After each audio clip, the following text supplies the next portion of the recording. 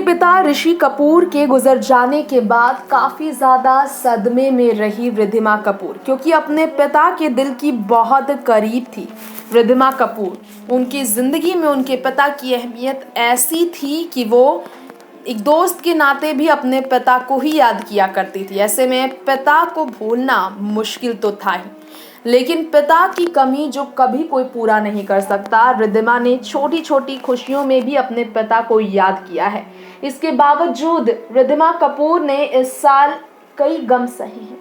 जी हाँ, रिद्धिमा पहले अपने बुआ रितु नंदा के गुजरने पर फूट फूट कर रोई थी। उनकी आखिरी विदाई के वक्त, उनके अंतिम दर्शन के वक्त ये तो सबने देखा था। लेकिन रिद्धिमा कपूर के लिए ये साल बहुत ज़्यादा तकलीफदेह है, क्योंकि रिद्धिमा कपूर ने इस साल जो है ना सिर्फ अपने पिता को खोया, बल्कि अपनी बुआ को खोने के बाद अब जो है वो छोटे छोटे खुशियों में खुशी ढूंढने की कोशिश कर रही हैं। माँ से वो दूर दिल्ली में रह रही हैं। माँ के लिए वो बहुत फिक्रमंद, परेशान रहने लगी है।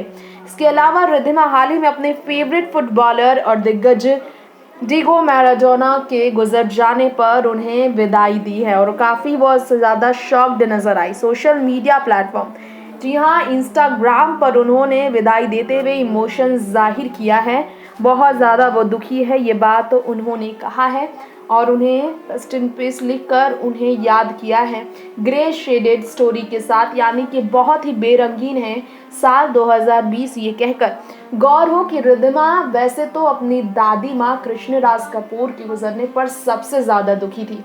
साल 2018 में ऐसा हुआ था। जी हाँ, कृष्णराज कपूर के गुजरने पर ऋषि कपूर अपना इलाज करा रहे थे और मां के अंतिम दर्शन के वक्त वो नहीं पहुंच पाए थे। इसलिए अपने पिता के लिए रिद्धिमा खूब दुखी थी और इस साल जब पिता गए तब रिद्धिमा भी अपने पिता के अंतिम दर्शन के वक्त मौजूद नहीं रह पाई और इसलिए वो दुखी है, क्योंकि ये साल बहुत ही अनएक्सपेक्टेड हो गया है। ऐसे में रिद्धिमा कपूर के लिए ये साल तो अनएक्सपेक्टेड है ही, लेकिन रिद्धिमा कपूर बहुत ज़्यादा दुखी होने के बावजूद खुद को संभाल रही हैं। काफ़ी हद तक वो खुद को संभालने की कोशिश कर रही हैं। किसी तरह से वो खुद को संभालने की पूरी कोशिश कर रही हैं। खैर, नेक्स्ट 9 न्यूज़ रूम से तृप्ति की रिपोर्ट।